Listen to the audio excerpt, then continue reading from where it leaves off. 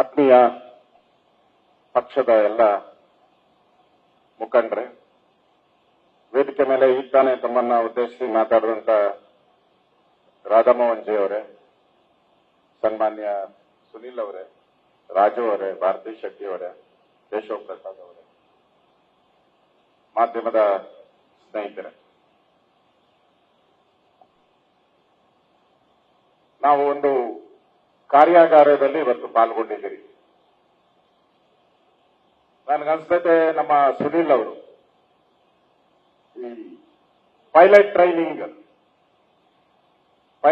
ಟ್ರೈನಿಂಗ್ಗೆ ನಮ್ಮನ್ನೆಲ್ಲ ಇಲ್ಲಿ ಕರೆದಿದ್ದಾರೆ ಅಂತೆ. ಪೈಲಟ್ ಓಡ್ಸಕ್ ಮುಂಚೆ ಟ್ರೈನಿಂಗ್ ಕೊಡ್ತಾರಲ್ಲ, ಅದಕ್ಕೆ ಕರೆದಿದ್ದಾರೆ ಅಂತ ನನಗನ್ಸ್ತೈತೆ. ಫ್ಲೈಟ್ ನ ಹೆಂಗೆ ಟೇಕ್ ಆಫ್ ಮಾಡಬೇಕು, ಆಕಾಶದಲ್ಲಿ ಹೆಂಗೆ ಹಾರಬೇಕು, ಲ್ಯಾಂಡಿಂಗ್ ಸರಿಯಾದ ಜಾಗದಲ್ಲಿ ಹೆಂಗ್ ಲ್ಯಾಂಡಿಂಗ್ ಮಾಡಬೇಕು, ಕೊನೆಗೆ ಸಕ್ಸಸ್ಫುಲ್ ಲ್ಯಾಂಡಿಂಗ್ ಆಗಬೇಕು. ಆ ಲ್ಯಾಂಡಿಂಗ್ ಆಗ್ಬೇಕಾದ್ರೆ ನಮಗೆಲ್ಲ ಒಂಥರ ಟ್ರೈನಿಂಗ್ ಬೇಕು. ನಾನು ನೋಡ್ತಾ ಇದ್ದೀನಿ, ಇಲ್ಲಿ ಬಂದಿರೋರೆಲ್ಲ ಬಹಳಷ್ಟು ಜನ ನನ್ನ ಜೊತೆ ಹಿಂದೆ ಕೆಲಸ ಮಾಡಿದವರು ಬಂದಿದ್ದಾರೆ, ಹೊಸರು ಬಂದಿದ್ದಾರೆ.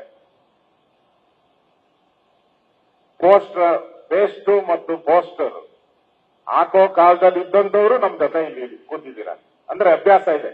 ಪೋಸ್ಟ್ ಯಾರಿಗೆ ಪೋಸ್ಟ್ ಹಾಕೋದು, ಪೋಸ್ಟ್ ಅಂಟಿಸೋದು ಇದು ಗೊತ್ತಿರುತ್ತೋ ಅವನು ನಿಜವಾಗಿ ಬಿಜೆಪಿಯ ಈ ಫ್ಲೈಟ್ ಅನ್ನ ಕರೆಕ್ಟ್ ಆಗಿ ಟೇಕ್ ಆಫ್ ಮಾಡ್ತಾನೆ, ಕರೆಕ್ಟ್ ಆಗಿ ಲ್ಯಾಂಡಿಂಗ್ ಮಾಡ್ತಾರೆ ಅಂತ ವಿಶ್ವಾಸದಿಂದ ನಾನು ಹೇಳ್ತಾ ಇದ್ದೀನಿ.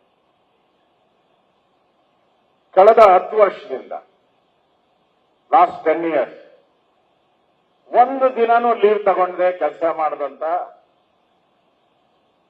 ವ್ಯಕ್ತಿ, ಒಂದು ದಿನಾನೂ ರಜಾ ಹಾಕದೆ ದೇಶದ ಕೆಲಸವನ್ನ ಮಾಡಿದಂತ ಒಬ್ಬ ಕ್ಯಾಪ್ಟನ್ ಇವತ್ತು ನಮ್ಮ ಕ್ಯಾಪ್ಟನ್ ಆಗಿದ್ದಾರೆ. ನಮಗಿರುವಂತ ಟಾರ್ಗೆಟ್, ನಮ್ಗೆ 10 ವರ್ಷದ ಟಾರ್ಗೆಟ್ ಇಲ್ಲ. ಫಸ್ಟ್ ಫೇಸ್ ಅಲ್ಲಿ 33 ಜನ ಉಳಿದಿದೆ, 33 days.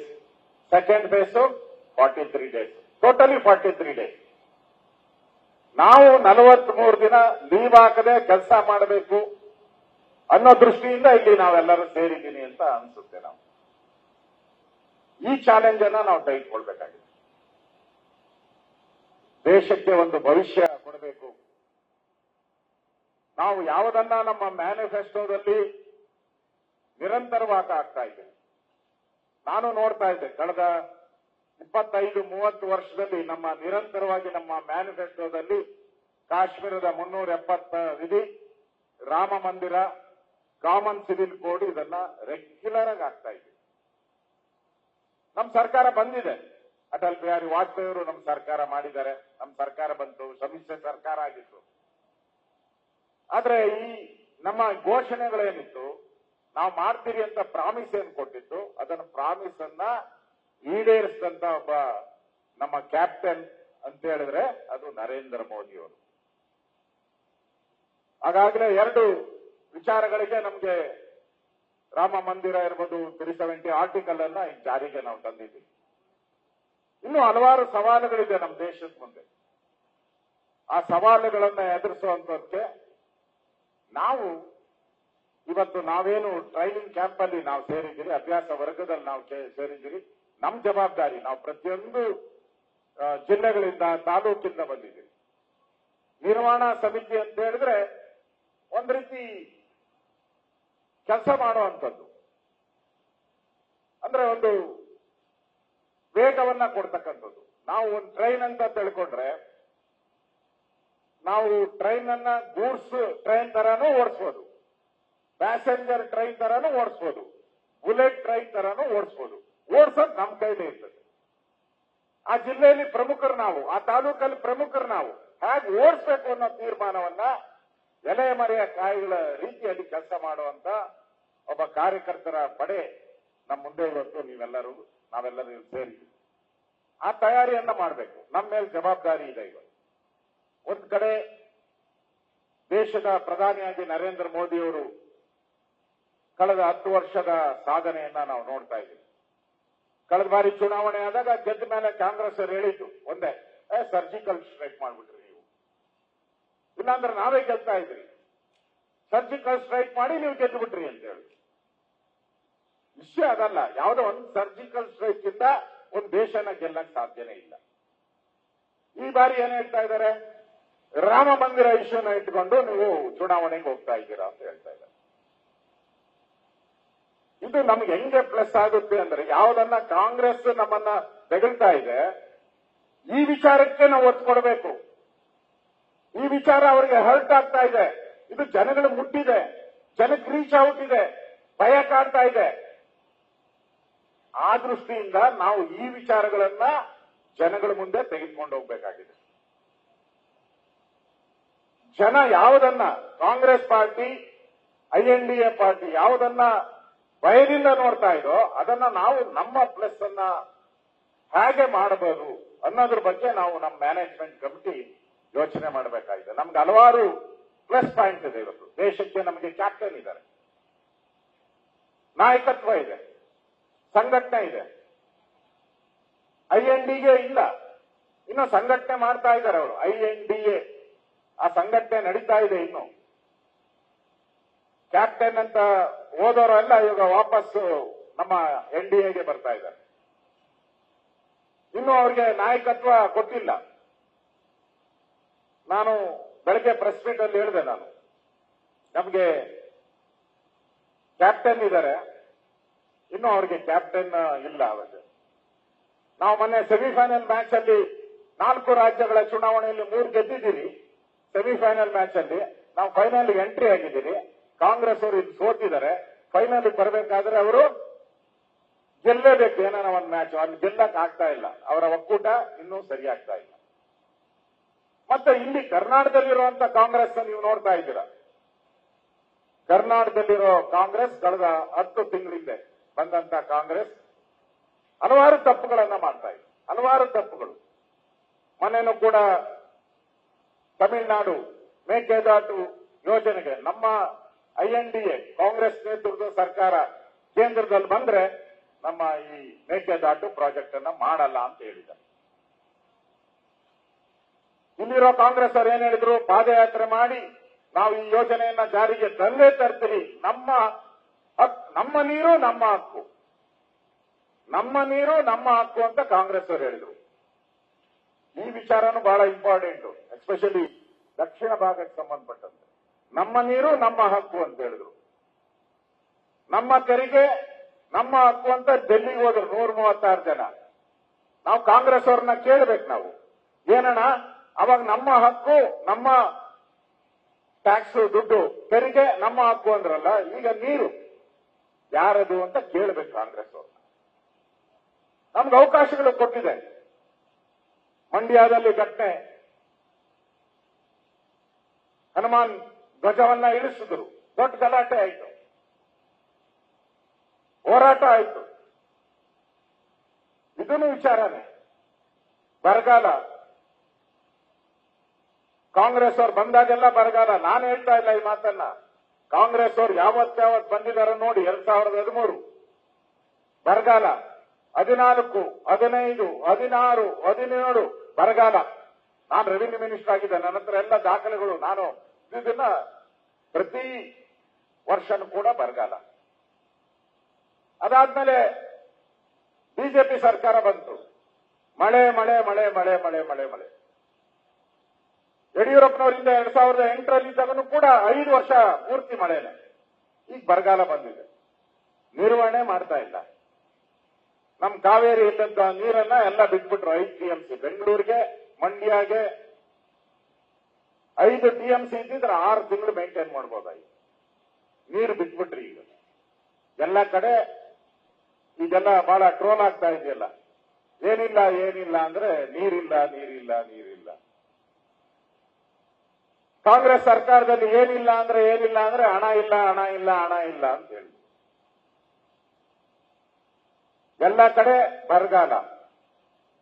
ಒಂದು ರೀತಿ ಅಪ್ಪೆಪಾಲಿಗಳಾಗ್ತಿದ್ದಾರೆ. ಮೊನ್ನೆ ನರೇಂದ್ರ ಮೋದಿ ಅವರು ಹೇಳಿದರು, ನಾನಲ್ಲ ಪ್ರಧಾನಮಂತ್ರಿಯಾಗಿ ಹೇಳಿದ್ದಾರೆ ಅವರು, ಈ ಸರ್ಕಾರದಲ್ಲಿ ಪಾಪರ ಆಗಿದೆ ಅಂತ ಹೇಳಿದ್ದಾರೆ ನರೇಂದ್ರ ಮೋದಿ.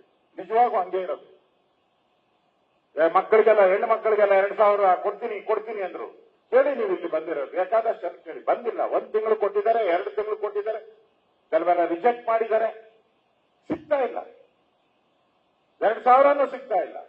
ಒಂದ್ ಕಡೆ ತೆರಿಗೆಗಳನ್ನ ಜಾಸ್ತಿ ಮಾಡಿದ್ದಾರೆ, ಇದನ್ನು ನಾವು ಹೈಲೈಟ್ ಮಾಡಬೇಕು. ನೀರಿನ ತೆರಿಗೆ, ಹಾಲಿನ ತೆರಿಗೆ ಜಾಸ್ತಿ ಮಾಡಿದ್ರು, ಆಲ್ಕೋಹಾಲ್ ತೆರಿಗೆ ಜಾಸ್ತಿ ಮಾಡಿದ್ರು, ಒಂದೊಂದು ಕ್ವಾರ್ಟರ್ಗೆ 50-60 ರೂಪಾಯಿ ಜಾಸ್ತಿ ಮಾಡಿದ್ರು. ಗಂಡನ್ ಕಿತ್ತು ಹೆಂಡತಿ ಕೊಡೋ ಸ್ಕೀಮ್ ಇದೆಲ್ಲ. ದಿನಕ್ಕೆ 60 ರೂಪಾಯಿ 70 ರೂಪಾಯಿ ಅಂದ್ರೆ ಅದೇ 2,000 ಆಗೋಯ್ತು ತಿಂಗಳಿಗೆ. ಅಲ್ಲಿ ಕಿತ್ತು ಇವ್ರಿಗೆ ಕೊಡುವಂಥದ್ದು. ಸ್ಟ್ಯಾಂಪ್ ಡ್ಯೂಟಿ ಜಾಸ್ತಿ ಮಾಡಿದ್ರು, ಗೈಡೆನ್ಸ್ ವ್ಯಾಲ್ಯೂ ಜಾಸ್ತಿ ಮಾಡಿದ್ರು, ಕರೆಂಟ್ ಚಾರ್ಜಸ್ ಜಾಸ್ತಿ ಆಯ್ತು, ಪವರ್ ಕಟ್ ಎಲ್ಲ ಕಡೆ. ಹಳ್ಳಿಗಳ ಕಡೆ ಹೋದ್ರೆ 2 ಗಂಟೆನೂ ಕರೆಂಟ್ ಕೊಡ್ತಾ ಆ ಸ್ಥಿತಿ ಇದೆ. 2 ಗಂಟೆನೂ ಮಕ್ಕಳಿಗೆ ಓದಕ್ಕೆ, ಎಕ್ಸಾಮ್ ನಡೀತಾ ಇದೆ ಈಗ, ಓದಕ್ಕೆ ಮಕ್ಕಳಿಗೆ ಲೈಟ್ ಎಂಟುತ್ತಾ ಇಲ್ಲ. ಕಾಂಗ್ರೆಸ್ ಅವರು ಈ ದುಸ್ಥಿತಿಯನ್ನ ಏನ್ ತಂದಿದ್ದಾರೆ, ಇದನ್ನ ಜನಗಳಿಗೆ ಹೇಳುವಂತ ಅವಕಾಶ ನಮಗಿದೆ. ಬಹಳ ಫೇಲ್ಯೂರ್ಸ್ ಇದೆ. ನಮ್ಗೆ ನಾಯಕತ್ವ ಇದೆ, ಅವ್ರಿಗೆ ನಾಯಕತ್ವ ಇಲ್ಲ. ಮತ್ತೆ ನೀವು ನೋಡ್ತಾ ಇದ್ದೀರಾ, ಪತ್ರಿಕೆಯಲ್ಲಿ ಬಂದಿತ್ತು ಎಲ್ಲ. ಮೊದಲನೇ ಬಾರಿ ನಾವು ಪ್ರೆಸ್ ಮೀಟ್ ಅಲ್ಲಿ ಕಾಂಗ್ರೆಸ್ ನೋಡಿದಾಗ 20 ಜನ ಮಂತ್ರಿಗಳಿಗೆ ಈ ಬಾರಿ ಸ್ಪರ್ಧೆ ಮಾಡುವ ಸದವಕಾಶವನ್ನ ಕಾಂಗ್ರೆಸ್ ಪಾರ್ಟಿ ಕೊಡ್ತಾ ಇದೆ, ಬಳುವಳಿ ಕೊಡ್ತಾ ಇದ್ದಾರೆ. ಯಾರಿಗೆ? ನಮ್ಮ ಕಾಂಗ್ರೆಸ್ಸಿನ ಮಂತ್ರಿಗಳಿಗೆ, 20 ಜನ ಮಂತ್ರಿಗಳಿಗೆ ಸದಾವಕಾಶ. ಯಾರು ಸದಾವಕಾಶ ಉಪಯೋಗ ಮಾಡ್ಕೊಂಡ್ರು? ಮಂತ್ರಿಗಳು ಇಲ್ಲ. ಅವ್ರು ಕೇಳಿದ್ದು, ನಮ್ಮ ಅಳಿಯನ್ ಕೊಡ್ತೀರಾ,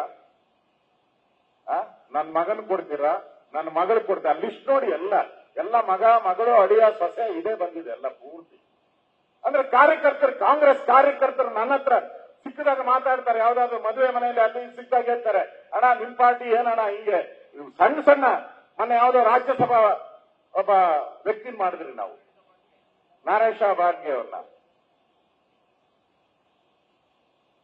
ಒಬ್ಬ MLC ಮಾಡಿದ್ರಿ ನಾವು. ಅದಕ್ಕಿಂದೆ ಸಣ್ಣ ಸಣ್ಣ ಕಾರ್ಯಕರ್ತ, ಯಾರು ಗುರುತು ಮಾಡದೇ ಇರೋ ಸಣ್ಣ ಸಣ್ಣ ಸಮುದಾಯಗಳು, ಪ್ರಾತಿನಿಧ್ಯ ಇರ್ತಕ್ಕಂಥ ಸಮುದಾಯಗಳು, ಸಣ್ಣ ಸಣ್ಣ ನಮ್ಮ ಕಾರ್ಯಕರ್ತ ಯಾವುದೋ ಸಂದರ್ಭದಲ್ಲಿ ಪೋಸ್ಟರ್ ಕಟ್ಟಿದ್ದಾನೆ, ಬ್ಯಾನರ್ ಹಾಕಿದ್ದಾನೆ, ಹೋರಾಟ ಮಾಡಿದ್ದಾನೆ, ಹಿಂದುತ್ವಕ್ಕೆ ಹೋಗಿ ಹೋರಾಟ ಮಾಡಿದ್ದಾನೆ, ಜೈಲ್ ಸೇರಿದ್ದಾನೆ.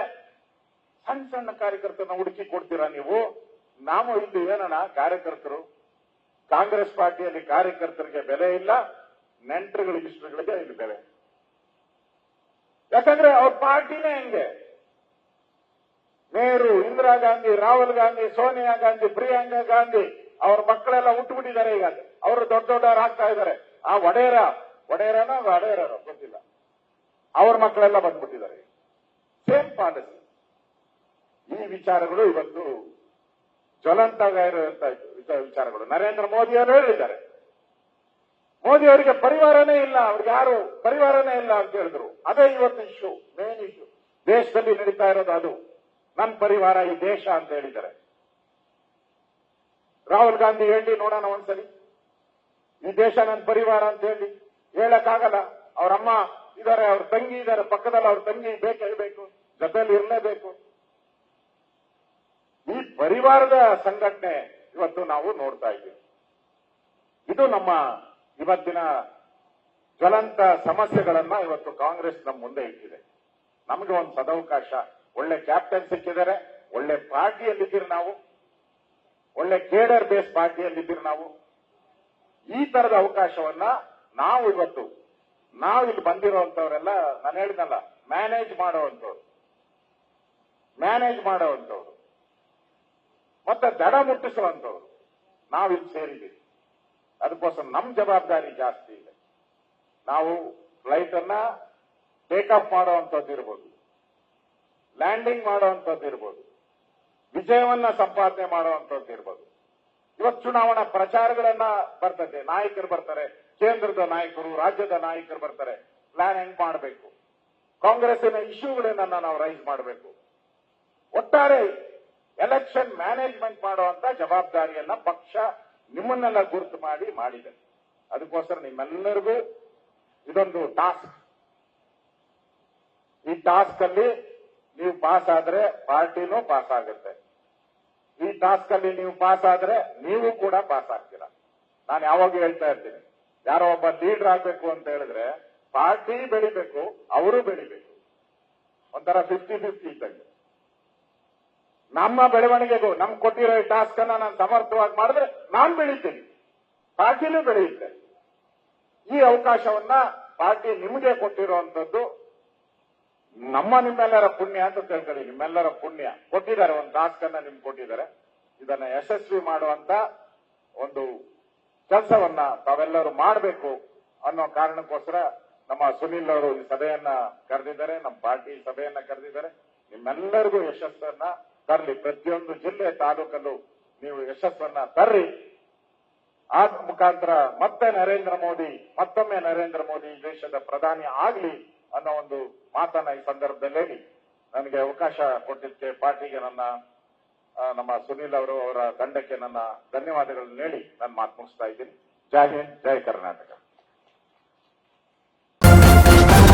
ನ್ಯೂಸ್ ಫಸ್ಟ್ ನಿರ್ಭೀತಿಯಿಂದ ನಿಮ್ಮ ಪರವಾಗಿ.